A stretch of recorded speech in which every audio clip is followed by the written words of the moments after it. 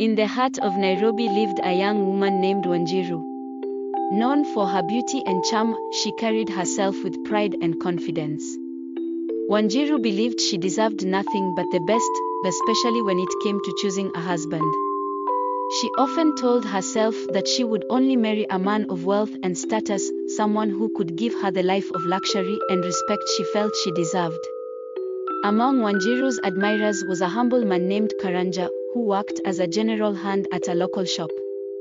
Karanja wasn't wealthy, his earnings barely sustained him. But he was hardworking, honest, and deeply in love with Wanjiru. Every time he saw her, he couldn't help but imagine a future with her, dreaming of the simple joys they could share together. He saved up what little he could and tried, over the years, to win her heart. Whenever Karanja tried to express his feelings, Wanjiru brushed him off. She would laugh and tell him, "Karanja, you're a kind man, but I deserve a man who can give me everything I want.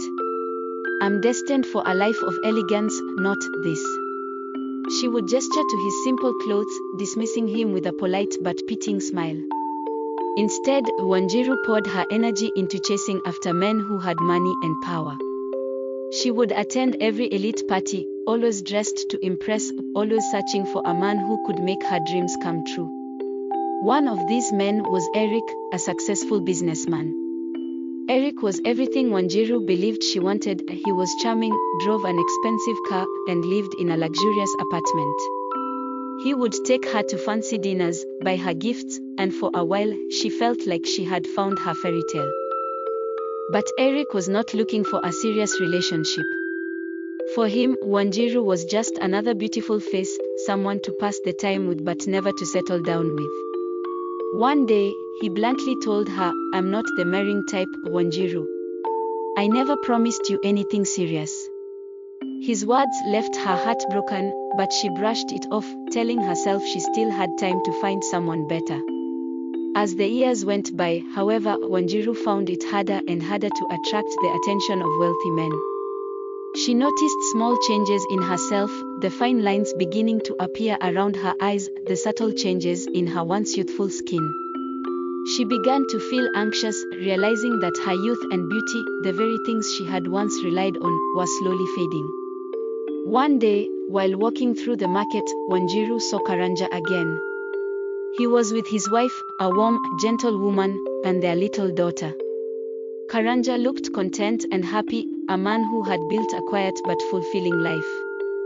He spotted Wanjiru and greeted her warmly, asking about her well-being. She could see the kindness in his eyes, the same kindness he had always shown her, but she could also see that he had moved on. As Wanjiru watched him walk away with his family, she felt a pang of regret. She realized that while she had been chasing a life of luxury and status, she had overlooked a man who had genuinely loved her, who had wanted to build a life with her. But that chance was gone now. As the years continued to pass, Wanjiru found herself increasingly lonely. Most men her age were married, and few were interested in a woman who had spent so long chasing after a life that had slipped through her fingers. She often found herself alone, wondering what might have been if she had chosen love over ambition. In the end, Wanjiru learned a hard lesson about pride and the fleeting nature of youth. She had spent so long chasing a dream that she had missed the chance for genuine happiness, leaving her with only memories of what could have been.